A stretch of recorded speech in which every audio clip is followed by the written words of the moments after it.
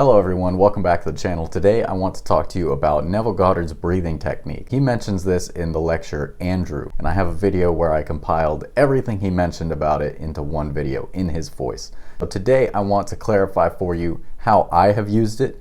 Now I can't guarantee this is exactly what he meant when he's explaining this technique because it's only audio and he's not alive today to tell us if we're doing it correctly, but you can always tell by works, right? Faith without works is dead. So if you do this act and it doesn't work, then maybe I'm not doing it correctly. But this actually works. I've used this in several instances and it's very straightforward, very simple. I'm going to explain to you quickly what the technique is, and then I will show you how I do it, and then I will explain to you how I used it for success in my own case. The technique is a breathing technique. It kind of reminds me of pranayama, or almost like the Wim Hof method. You're using the breath to escalate your emotion, okay? You're using the breath to pump up your state of ecstasy or joy or gratitude, whatever it is that you would feel if your desire were fulfilled. At the same time, as you're using the breath this way, you are imagining in your mind, you're either hearing the voice of someone telling you congratulations, or they're telling you whatever it is that you would hear if your desire were fulfilled. And you can either mix it with visualization or make it purely audio, but you're just closing your eyes for a moment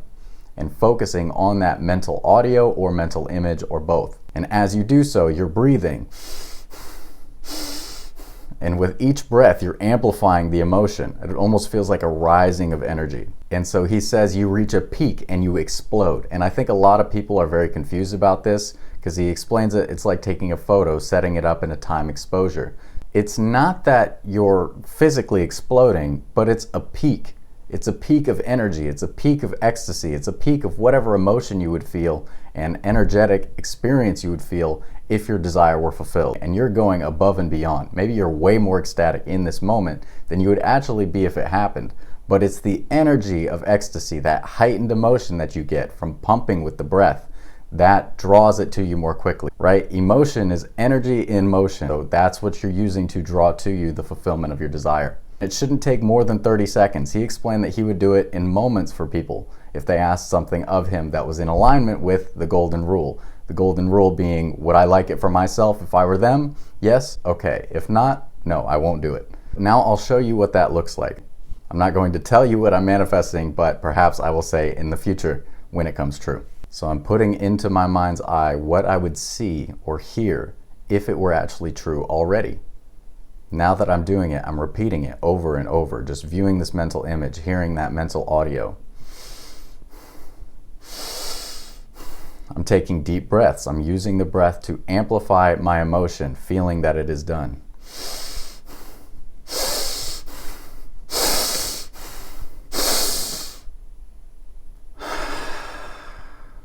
Finishing with one deep inhalation. That deep inhalation is when it's a peak of energy, a peak of ecstasy within me, feeling that it is done. He compares it to a psychic orgasm. Okay, I don't want to get 18 plus here for anyone, but it's the same peak of feeling. But there's no physical act. There's no evidence of a physical act, okay? It's not like that. It's energetically, it feels the same, and that's what he means by you explode. You feel it throughout your whole body when you take that final deep breath in. The way that I used this was I was sitting in the truck with my dad. If you know, I manifested a truck for him. He lives close by and I was going with him to get some groceries, and his truck started to have issues. So it was a brand new truck and all the oil dumped out. You have to stop the engine, otherwise it will ruin the engine.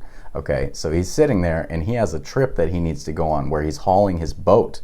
Okay, you need the truck to haul the boat. So he wouldn't be able to go on this trip to the lake if this truck isn't working by the weekend. Okay, it's about Wednesday, I think.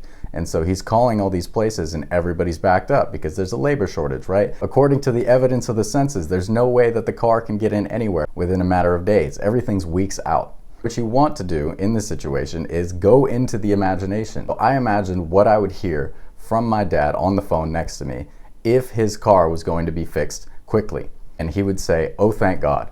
Super simple. I just hear him saying, "Oh, thank God, oh, thank God," and then hanging up the phone. I know that signifies to me that what we need is done. Okay, what he needs for his truck to work is done. So I close my eyes in that moment as he's calling. I completely shut out my senses so I don't hear him getting upset on the phone with people. I just hear in my own mind, "Oh, thank God, oh, thank God." And as I do that, I'm pumping the emotion with the breath. I'm very happy for him. I'm very thankful that he's able to do this. So I'm pumping it up with the breath until I reach that peak. I like to do it in like 4 breaths. It can take more, it can take less for you, but I think 4 is perfect. I do 3 deep breaths and then that final deep, deep inhalation. And it's an explosion of energy from within, okay? You're not physically exploding. Don't get confused if you listen to his words, but it's a peak of energy. It's like a psychological climax. So you experience that and then you completely let it go. At that point, I was just observing. After I let it go, I was just observing, and it turned out he was able to get a hold of a friend's mechanic who was able to get the car in that day. We towed it there that day, and within 24 hours, he had the car fixed and ready to go. And it was perfect to go to the lake. That's how I used it. It's super quick, super easy, but don't overdo it. In my last video, I talked about reaching a peak of emotion when you're affirming it first, and you start to feel like you have to. I wouldn't say to do this with just any random affirmation that you're working in. This is more so if you want something specific to happen, okay? If you're looking for a certain specific event to occur, that's where you use this. You work up this peak of emotion. If you just start to try and be this ecstatic and work up your breath every time you say a certain affirmation that you're gonna say forever, you're gonna run out of steam on that, okay? Because you're gonna reach the Sabbath and you won't need to do that anymore. So that is the video. I hope this makes sense. I look forward to hearing about all your success stories in the comments using this technique. Thank you so much. I love you very much. See you next time. Take care.